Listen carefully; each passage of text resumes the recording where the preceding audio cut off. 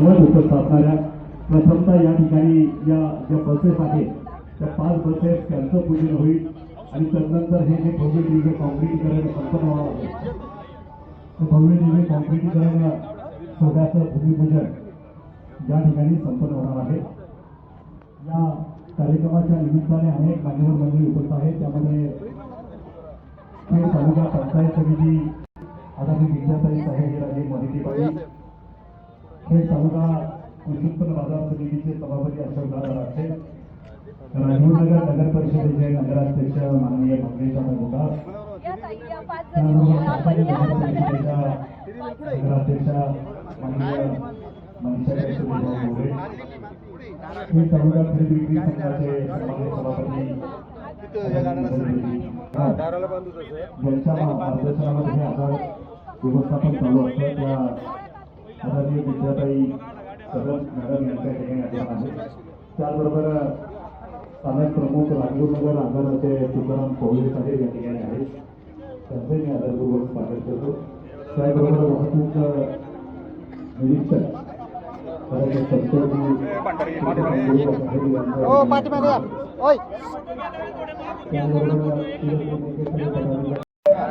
देता येईल त्या सुरू का मोफत सुविधा, तदनंतर महिलांना अर्ध तिकीट अशा विविध योजना आल्यानंतर हळूहळू लोकांचा आणि प्रवासी बांधवांचं एस टीकडं पुन्हा पदार्पण झालं आणि एस टी पूर्व पदावर आली। मध्यंतरीच्या काळामध्ये आपल्या आगाराला काही बसेस आल्या आणि मार्गावरती कमी पडू लागल्या। आपल्या खेड तालुक्याचे आदरणीय आमदार बाबाजी शेटकाळे साहेब यांना आम्ही वारंवार विनंती केल्यानंतर त्यांच्या पाठपुराव्यानंतर मध्यंतरी आम्हाला 10 बसेसची व्यवस्था त्यांच्या मार्फत निश्चितच करण्यात आली। खरं कौतुकास्पद आहे निश्चित त्यांचं काम।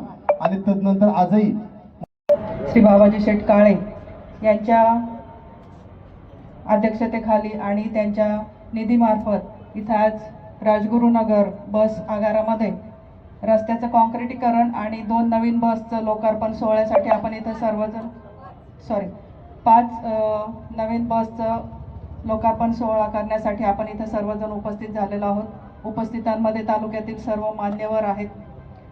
सर्वांचं मनापासून या कार्यक्रमाला स्वागत करते। आणि जसं आता प्रशांत दादांनी सांगितलं की आळंदी बस स्थानकासाठी जसं त्यांनी मागणी केलेली आहे तशीच आम्ही देखील चाकणच्या बस स्थानकासाठी एस टी स्थानकासाठी देखभाल दुरुस्तीसाठी आम्ही देखील अहवाल प्रस्तुत केलेला आहे। त्यामुळे आमच्या देखील चाकणच्या एस टी स्टँडचा देखील विकास असाच आमदारांच्या माध्यमातून होणार आहे आणि यामुळे सार्वजनिक सर्वसामान्य लोकांचा वाहतुकीचा प्रश्न सुटणार आहे, त्यांना चांगल्या सुविधा उपलब्ध होणार आहेत। यासाठी आमदारांचे मनापासून आभार मानते आणि त्यांना पुढील वाटचालीसाठी हार्दिक शुभेच्छा देऊन थांबते। धन्यवाद। राजगुरुनगर आगारामध्ये आज नवीन 5 एस टी बस आल्या आणि विशेष करून ज्या आमदारांनी आमदार होण्या अगोदर एस टी प्रांगणाची काळजी घेतली आणि तिथे सुद्धा त्यांनी त्यावेळेस सुद्धा पडलेले जे मोठे मोठे खड्डे होते ते बुजवण्याचं या अगोदर काम केलं, पण आत्ता मात्र ते स्वखर्चातनं केलं आणि आत्ता मात्र ते पूर्णपणे काँक्रिटीकरण करणार आहे। त्यामुळे आमदार साहेब तुमचं काम कसं आहे हे खेड तालुक्याच्या जनतेला सांगायला नकोच, परंतु एस टी ही सर्वसामान्य माणसाची वाहिनी आहे आणि जीवनवाहिनी म्हटलं पाहिजे। कारण तिने खरी जर भारताची महाराष्ट्राची जर सेवा केली असेल, प्रगती केली असेल, यशाच्या बाजूनी जर आपले प्रत्येक पाऊल पडत असेल, त्यामध्ये खेड्यातला शेवटच्या टोकाचा माणूस हा सुद्धा सुशिक्षित फक्त आणि फक्त एस टीमुळेच झाला। आणि आज आमच्या आमदार साहेबांचं लक्ष सुद्धा संपूर्ण आदिवासी पट्ट्यावर किंवा बारीक सारीक गोष्टीमध्ये आहे। त्यांना त्यांच्या पुढील कामासाठी खूप खूप शुभेच्छा आहेत। आणि आमच्या आगाराच्या प्रमुख मॅडम आज इथे कदमताई उपस्थित आहेत, अतिशय चांगलं त्या काम करतीलच। कारण या पाठीमागे आमच्याकडे कुठे मॅडम ह्या आमच्या खरं तर खेड तालुक्याच्या कन्याही होत्या आणि सुनाही होत्या, परंतु थोड्याफार काही गोष्टी त्यांच्याकडनं अडचणीत आल्या। आपल्याला खूप खूप शुभेच्छा आहेत, आपल्याकडनं खूप चांगलं काम व्हावं एवढं बोलून थांबते। जय हिंद, जय महाराष्ट्र। आपल्या तालुक्याचे लोकप्रिय आमदार आदरणीय बाबाजी शेटकाळे यांच्या माध्यमातून राजगुरुनगर बस आगाराचा परिसर काँक्रिटीकरण, संरक्षण भिंत आणि 5 बस गाड्यांचं लोकार्पण सोहळ्याचा कार्यक्रम या ठिकाणी संपन्न होत असताना मंचावर उपस्थित आळंदी असेल, चाकण असेल नगर परिषदेचे अध्यक्ष, त्याचप्रमाणे उपस्थित खेड कृषी उत्पन्न बाजार समितीचे सभापती, सर्व संचालक मंडळ, जिल्हा परिषद सदस्य, पंचायत समितीचे सभापती, गटनेते, सर्व पंचायत समितीचे सदस्य, बंधू भगिनी, उपस्थित सर्व तालुक्यातील आजी माजी पदाधिकारी आणि ग्रामस्थ या ठिकाणी मोठ्या संख्येने उपस्थित आहेत.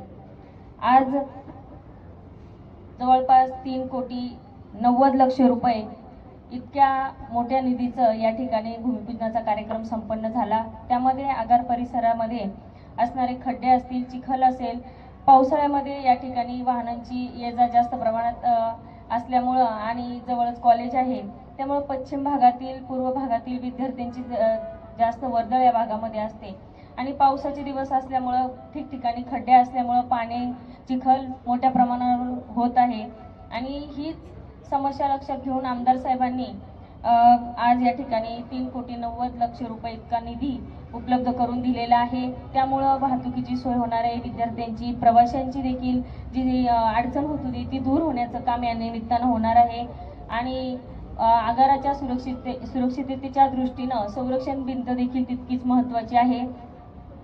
त्याचप्रमाणे ज्यावेळेस पंचायत समितीच्या मीटिंगमध्ये या बस आगारामधून जेव्हा प्रतिनिधी यायचे आणि त्यावेळेस दरवेळेस बाबा आम्ही सगळेजण पश्चिम भागातील सदस्य असतील किंवा पूर्व भागातील असतील सर्व सदस्यांचं एकच म्हणणं असायचे की बाबा तुम्ही बसच्या फेऱ्या वाढवा.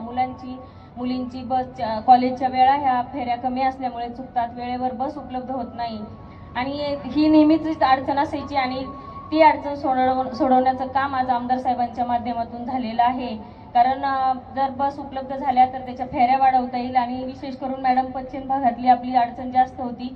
आता त्यांच्यासोबत चर्चा केली आणि आमदार साहेबांनी मग अशीच उल्लेख केला की बाबा आपण पश्चिम भागासाठी ह्या बसेस उपलब्ध करून देणार आहोत. तर नक्कीच काही प्रमाणात का होईना आपला प्रवाशांचा प्रश्न या निमित्तानं सुटणार आहे. तर आमदार साहेबांच्या माध्यमातून एवढ्या मोठ्या प्रमाणात निधी उपलब्ध करून दिल्याबद्दल सर्व उपस्थितांच्या वतीनं आमदार साहेबांचं मनापासून आभार मानते आणि या ठिकाणी थांबते. धन्यवाद. खेड एसटी आगाराच्या या ठिकाणी उद्घाटन प्रसंगी म्हणजे त्यामध्ये नवीन एसटी बसेस असतील, या ठिकाणची कॉन्क्रीटीकरण जवळजवळ 4 कोटीचं आणि संरक्षण भिंत या उद्घाटनाच्या निमित्तानं या व्यासपीठावर उपस्थित असलेले ज्यांच्या माध्यमातून हे सर्व काम होतं आहे आणि ज्यांच्या नेतृत्वाखाली हा कार्यक्रम होतो आहे ते आपल्या तालुक्याचे खेड आळंदीचे आमदार माननीय बाबाजी शेटकाळे, या ठिकाणी खेड, चाकण आणि आळंदी या तिन्ही नगरपालिकेचे, नगर परिषदेचे नगराध्यक्ष, त्यांचे सर्व नगरसेवक, कृषी उत्पन्न बाजार समितीचे सभापती आणि त्यांचे सर्व संचालक, पंचायत समितीचे सभापती आणि पंचायत समितीचे सर्व सदस्य, जिल्हा परिषद सदस्य, पक्षातील सर्व पदाधिकारी, या ठिकाणी खास करून आपले कोल्हे साहेबांचे सुये सहाय्यक या ठिकाणी उपस्थित आहेत, जोडगे साहेब,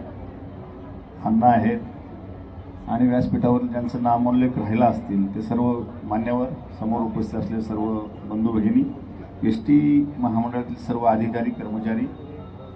खरं तर बाबाशेठ पहिल्यांदाच मला एस टीच्या कार्यक्रमाला यायचा योग आलेला आहे. त्याचं कारण आमच्या हक्काचे आमदार त्या ठिकाणी आहे आणि हक्काचं काम आहे. इथून पाठीमागे एस टीच्या माध्यमातून कोणत्या आमदारांनी म्हणजे अगोदरच्या आमदारांनी काय केलं मला एवढं आयडिया नाही, परंतु तुमच्या माध्यमातून ते पुढं बोलायचं मला. तर